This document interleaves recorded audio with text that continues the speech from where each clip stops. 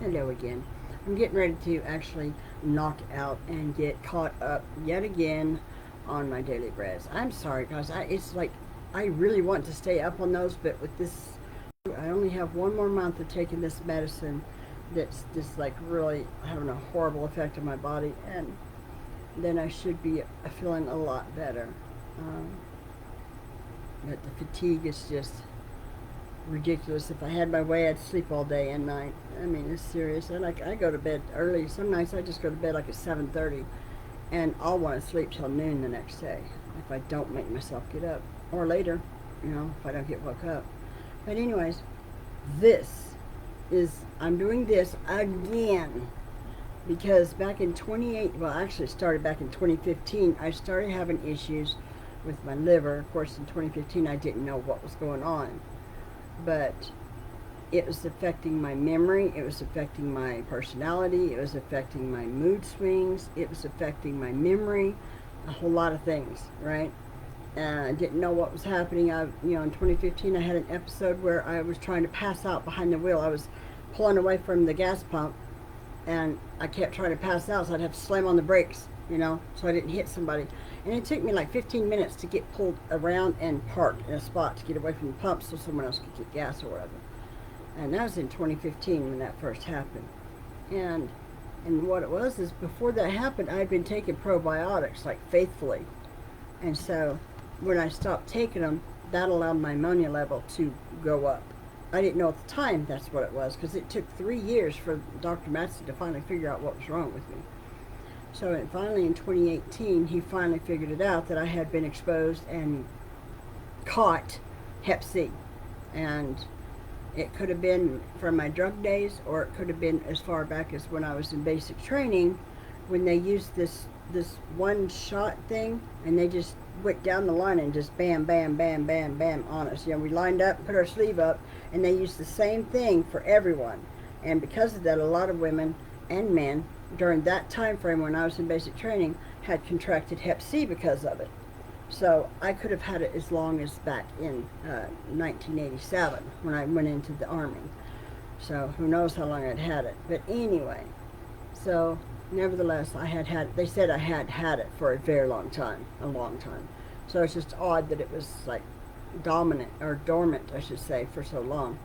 But anyway, so in 2018, that's when it really reared its head, and I started having really bad issues, and I started having a lot of these these, like, almost like I was having TIAs. In fact, Dr. Matson thought I had TIAs because my words would slur. I mean, I've got videos back then that I would do, like ministering videos, where I was literally slurring my words. So, and I went to ChatGPT because it's so much quicker to ask it to tell me what all happens to a person mentally and physically when they have stage 4 cirrhosis and their ammonia level gets too high. I have a friend, now he was blessed and he got to get a liver transplant, and his body didn't reject it as far as I know. He's still doing great, and but before that, because of the way it affected his personality and his mind and everything, he said his wife was about ready to divorce him because of how it made him act. All right?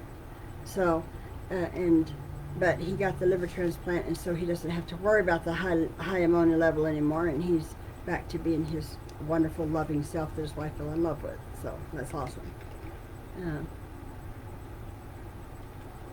Even though I have stage 4, it's not severe enough that I even warrant being put on the list, so I praise God for that. You know, even though I do have now fatty tissue on my liver and pancreas, which is a new thing, so that's kind of scary because that could very quickly and easily turn into cancer. So, I have to get a CT scan every 6 months, which thank God I haven't seen a liver doctor, because my doctor thought, oh, well, we did a couple of scans and nothing's happening, so yeah, we don't have to do it every 6 months. We'll do it like maybe once a year or every 2 years. When my liver doctor heard that, he was mad. He was mad. He's like, you come to see me. You come see me, I'll do it. Which is a good thing. But anyway, so let me bring my little document over here.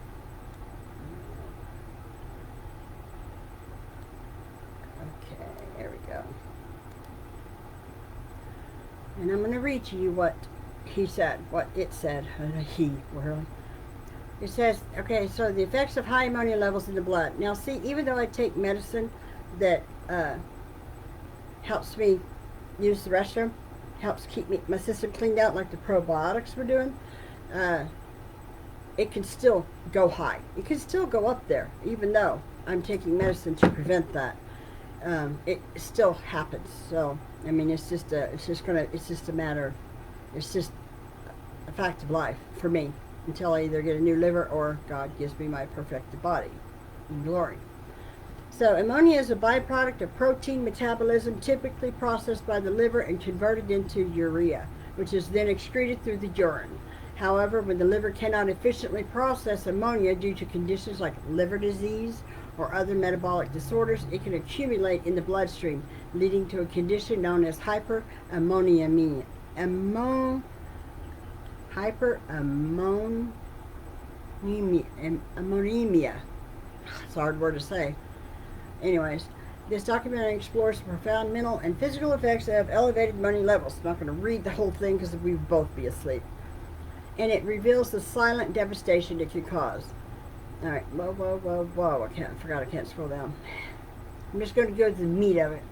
The biological context. In a healthy body, ammonia levels are carefully regulated. The liver's urea cycle efficiently detoxifies ammonia, ensuring that it does not reach toxic levels. When the liver is compromised, as in cirrhosis, hepatitis, or fatty liver disease, which I had all three, well, I had two at one point, cirrhosis and hepatitis, took care of the hepatitis C, I have cirrhosis, and now I have cirrhosis and fatty liver. When there is a genetic defect in the urea cycle, ammonia can build up in the bloodstream, and because of the fatty liver that's now growing, that's probably why my ammonia level's been going up too much lately. Excessive ammonia disrupts normal cellular functions in the brain, particularly, and it's known as hepatic encephalopathy, or HE. It can range from mild confusion to life-threatening coma. This effect is exacerbated by the brain's sensitivity to even small changes in ammonia levels. So, mental effects, cognitive impairment. It causes foggy thinking. Patients often describe difficulty concentrating or processing information. Memory issues. Short-term memory is typically affected, making routine tasks challenging, like singing songs that I know forwards and backwards. Like today, praise and worship. Last night in practice, I have to actually look at the words. Even though I know the words, I have to actually look at the words, because if I don't, my brain could just shut down and I won't know what the words are, even though I've sang that song probably 1,000 times, if not more, but I can't trust my brain anymore to remember. Altered behavior, mood swings, irritability, and even personality changes are common. Psychological symptoms, out of character behavior. I'm going to say that again. Out of character behavior. Elevated ammonia levels can lead individuals to say or do things that are inconsistent with their usual personality or behavior patterns. This can include inappropriate remarks, sudden mood shifts, or uncharacteristic actions. Anxiety and depression. High ammonia levels can exacerbate mental health conditions, making them feel more agitated or withdrawn. Delirium. In severe cases, some experience confusion, disorientation, and even hallucinations. Severe neurological manifestations. Asterixis is a classic symptom. This involves a flapping tremor of the hands when extended. I don't have that, but my left hand does shake a little bit sometimes, but not much. And coma. In advanced stages, the accumulation of ammonia can suppress brain activity, leading to unconsciousness. And I did have several episodes where lights were on, but nobody was home. I mean, my eyes were open and I was talking, but Debbie wasn't there. I don't know who they were talking to, but it wasn't me, because I was not aware, none aware. Physical effects, neuromuscular symptoms, shaky hands or involuntary muscle movements are early signs. Patients may experience difficulty walking or performing minor or fine motor tasks. Nausea and vomiting, loss of appetite. Not a problem for me, unfortunately. Uh, they have fatigue and weakness. Patients frequently feel drained of energy, making daily activities overwhelming. Muscle wasting. Chronic high ammonia levels can contribute to muscle deterioration. Like this is old age, but my muscles are just like liquid now, and it sucks. I need to exercise. Um, the personal toll. Patients with ammonemia, how do you say that, struggle with the stigma of behavioral changes and the physical limitations imposed by their condition. Family members and caregivers may find it challenging to understand the drastic mental and physical changes, often attributing them to other causes. So, with that being said, I don't even need to go into the rest of it, just the psychological part of it. A lot of people have heard me say and do things that were hurtful. Now, if what I said, but see, the thing is I had no filter. No filter. So I was brutally honest, you know. If I thought someone was full of crap in what they were saying, I would tell them, you're full of it. That's BS.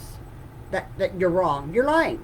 You know, I would just straight up tell them to their face, you know, instead of filtering it and just, you know, just doing something else and just inside my brain going, yeah, that's a bunch of crap. That's a bunch of hooey. I know better than that, you know, and just saying not a word, just keeping it to myself. I would actually say it. I would call them a liar, you know. I would tell them what I was thinking without filtering it.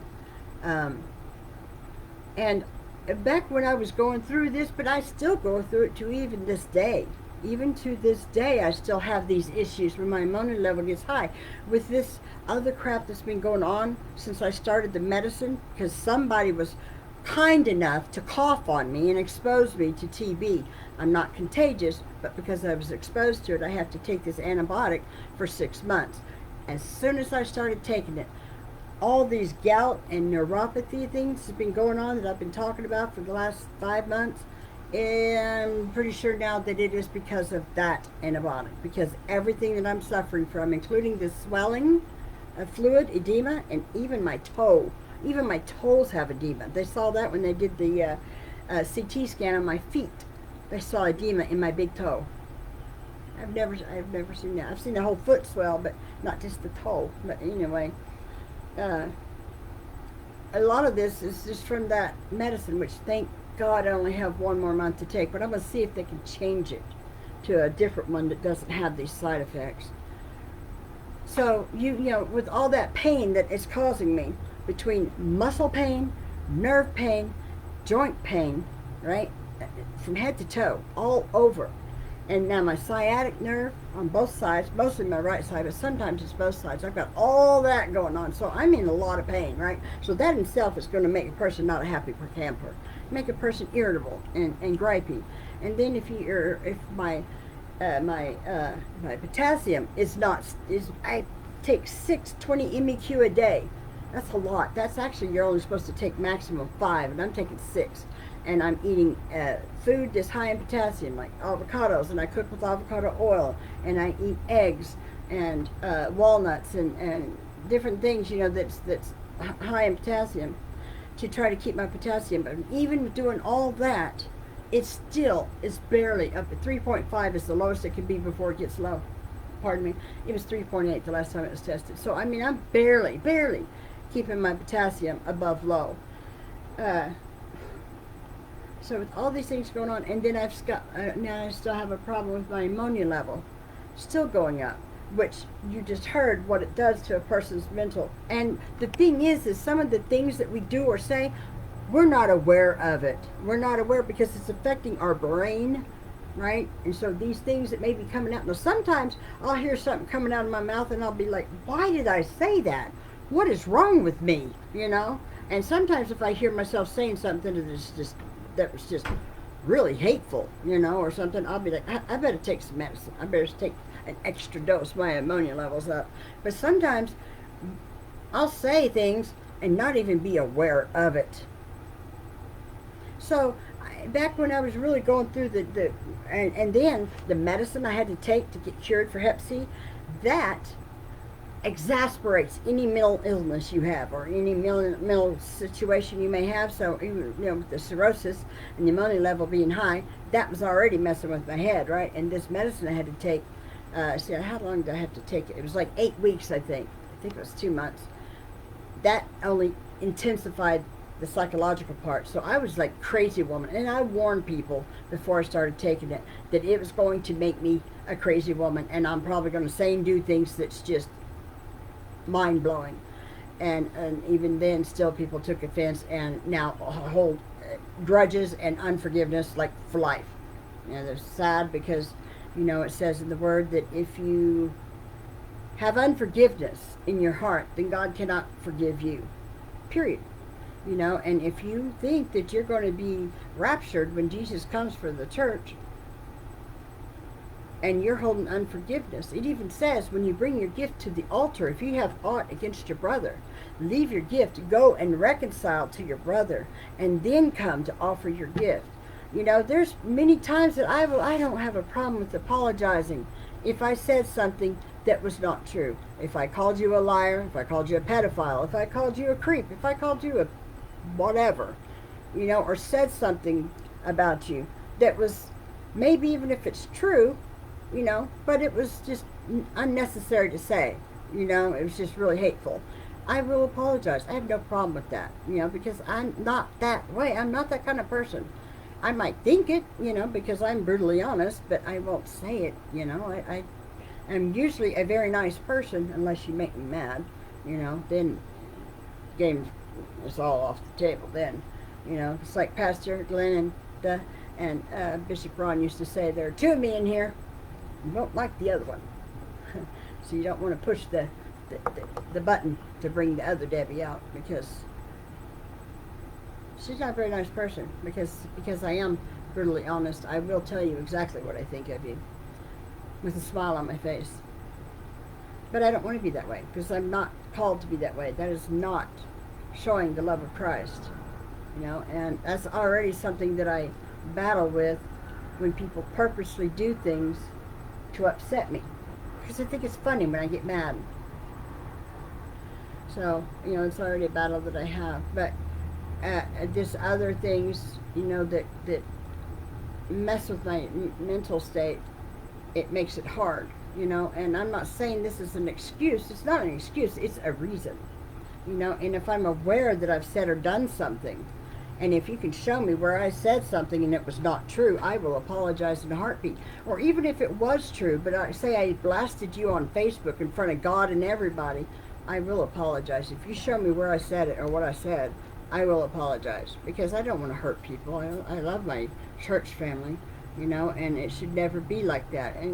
But there also needs to be some kind of understanding what I'm going through, as I can't help it. On 99% of it, I can't help it. Because before all of this, people that knew me before all this started, they knew I was not like this. Right, James? Yep. Absolutely. So if they will remember how I used to be before I started getting sick with the Hep C and all the other stuff, they'll remember that Debbie wasn't like that. She wasn't snotty, and she wouldn't make, snarky remarks or anything like that. I wasn't like that. Back in 2015, which is when I started my street ministry, and then I think it was 2011 when I started doing videos on YouTube, wasn't it? Or on Facebook, and like the prayer videos, like doing prayers for people. Yeah, something like that. Yeah. So I was always about that stuff, helping people, ministering to people, sharing the word with people, not being ugly to people. I don't like being like that, because I don't like people being like that to me. I was bullied in school. I've even been bullied by ex-husbands. Actually, more than bullied.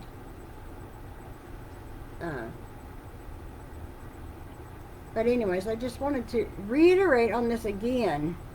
So if I say or do anything that hurts your feelings or that pisses you off, just understand that unless you did something to make me mad. Now, if you made me mad, if you were like being a Richard to me, that doesn't count. Because if you're already being a jerk to me, the Irish German blood temper is going to come out of me. So that's not fair. You can't do something to tick me off and then go, see, see, see. No, it doesn't work that way. But if I'm just for no reason just being a bitch to you, that's different, you know. So don't use what I'm saying against me either, James, or anyone else. Don't use it against me. Don't go every time I say something, go, see, there you go again. See, there you go again. See, there you go again. Because that's not cool. That's not loving. That's definitely not Christ-like. But just try to have some understanding, please. I try to control my tongue, but I can't always. And so a lot of times I don't even know I've said it. So if I have ever said anything that upset you or hurt you and you're holding a grudge about it, show me where I said it and did it, and I will apologize to you. Because I don't want anyone having aught against me. I don't want anyone hating me or having a grudge against me. Because as long as they have a grudge against me, it's not hurting me. It's only hurting them. And it's going to keep them from being in the presence of God. Amen. Shalom for now.